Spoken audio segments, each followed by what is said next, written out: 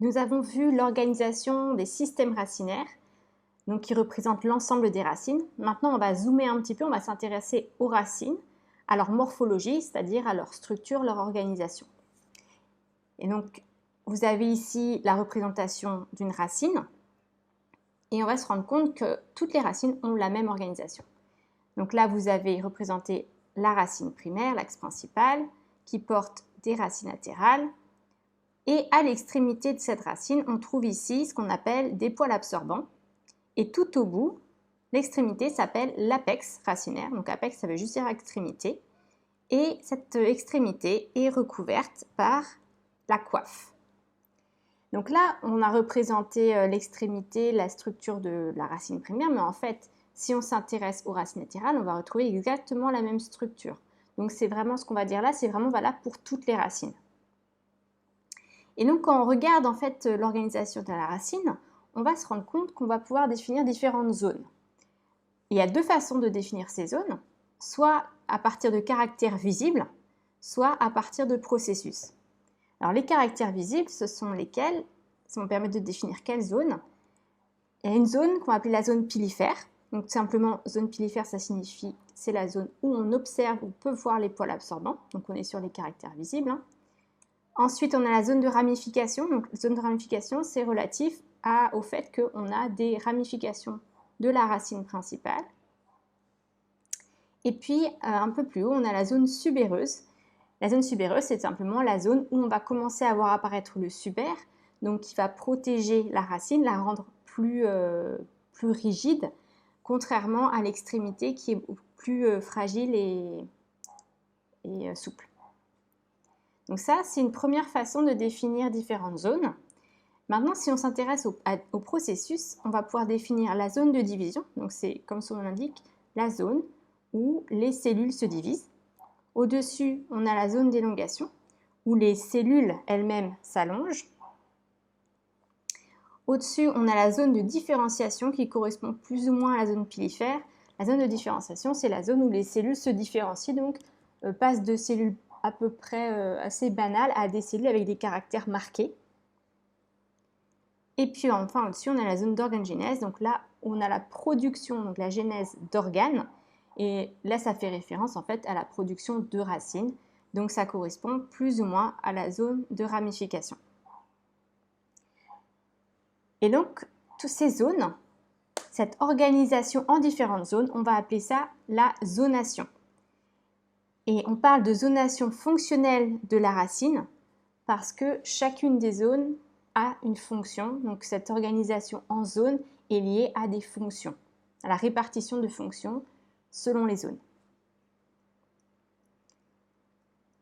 Donc maintenant, on va s'intéresser, on va revenir sur chacune des zones décrites ici pour les détailler. À l'extrémité de la racine, il y a l'apex et la coiffe, sur lesquelles nous reviendrons dans la partie 3, donc n'oubliez pas de faire le lien quand vous ferez vos révisions. L'apex, donc c'est l'extrémité de la racine, tout simplement, c'est sa définition. C'est le siège de la croissance en longueur, c'est-à-dire que c'est là qu'il va y avoir division et élongation des cellules. Et il a un rôle d'exploration du milieu, puisque comme c'est par l'apex que croissent les racines, c'est comme ça qu'elles se déplacent et qu'elles explorent le milieu. La coiffe, elle est renouvelée en permanence par la production et la desquamation de cellules. C'est-à-dire qu'en permanence, il y a de nouvelles cellules là, qui sont produites dans la coiffe. Donc la coiffe, c'est la zone qui est un petit peu plus claire que le reste. Donc il y a des nouvelles cellules qui sont produites et au fur et à mesure aussi, elles se détachent. Donc chaque élément, là, ce sont des cellules de coiffe qui se détachent. Ça joue un rôle de protection de l'apex, c'est-à-dire que c'est ce qui est représenté ici.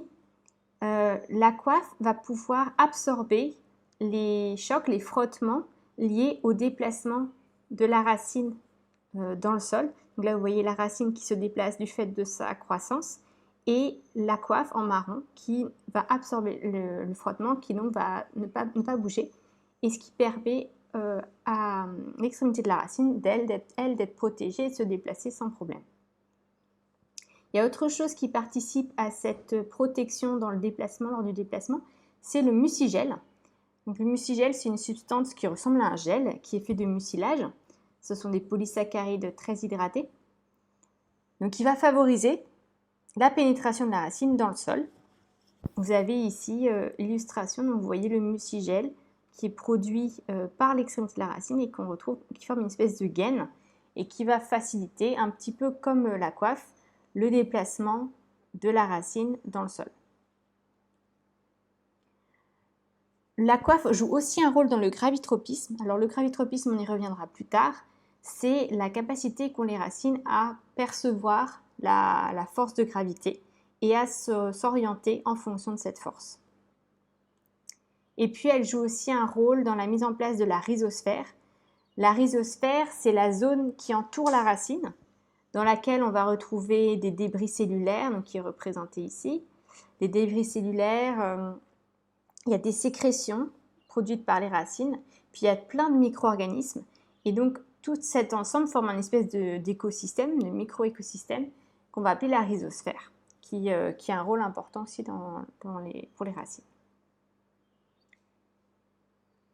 Au-dessus, on a la zone de division et d'élongation, donc qui sont représentées ici.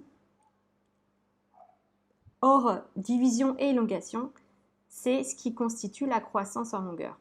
Alors, comment est-ce qu'on sait ça? Il y a une expérience historique qui a permis de le montrer. C'est l'expérience de Sachs. Donc, il a tracé en fait sur une racine relativement jeune, il a tracé des traits à espacement régulier.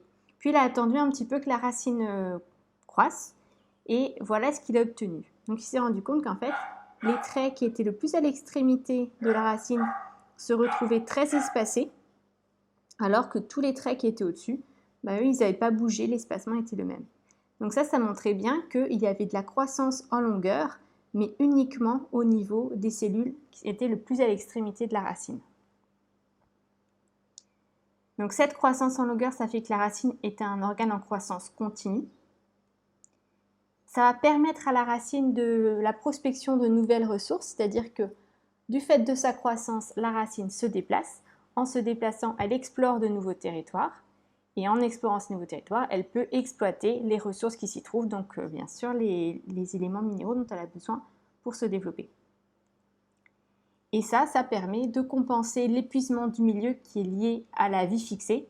Donc contrairement aux animaux, les plantes ne peuvent pas se déplacer pour aller chercher la nourriture. Donc le fait que les racines puissent croître pour explorer le milieu, ça permet de compenser cette absence de déplacement qu'on peut trouver chez les animaux. Au-dessus, donc, on a la zone de différenciation qui est représentée ici. Donc cette zone, en fait, elle se divise en une zone où il y a formation des poils absorbants et la zone où on va vraiment pouvoir voir les poils absorbants. La zone pilifère, donc, c'est une zone qui est spécialisée dans l'absorption grâce aux poils absorbants. Les poils absorbants, ce sont des structures unicellulaires. Vous en avez une représentation ici. Donc vous avez l'assise ici qui représente le rhizoderme. Et vous voyez que sur certaines cellules, on a un prolongement comme ça, mais c'est bien une cellule qui est allongée. Donc il y a une seule cellule qui possède un noyau, un cytoplasme, et puis c'est la présence de la vacuole qui va permettre de former cette structure allongée. Donc c'est une seule cellule qui est allongée et qui a une paroi très fine. Donc ce qui va favoriser sont les échanges, puisque ce poil absorbant est spécialisé dans l'absorption d'eau et de minéraux. Ils ont une croissance très rapide, donc ça veut dire qu'ils vont se développer très vite, mais leur durée de vie est courte, c'est uniquement quelques jours. Le développement rapide des poils absorbants et leur durée de vie courte va avoir une influence sur l'aspect de la zone pilifère au cours du temps. Donc c'est ce qu'on va voir ici. Vous avez la représentation de la zone pilifère au cours du temps. Donc ici, première étape, on a production de poils absorbants à une certaine distance de l'apex. C'est toujours à la même distance qu'apparaissent les poils absorbants. Le temps passe, les poils absorbants se développent et en parallèle, l'apex se déplace grâce à la division, à l'élongation, ce qui fait qu'à la même distance donnée, de l'apex, on va avoir apparition de nouveaux poils absorbants. Le temps passe toujours, les poils absorbants qui ont été produits ici continuent à se développer jusqu'à enfin arriver à un stade où en fait ils vont commencer à dégénérer. La conséquence, c'est que la zone pilifère, en fait, elle va se déplacer au fur et à mesure par rapport à la base de la racine. En revanche, elle sera toujours à la même distance de l'apex.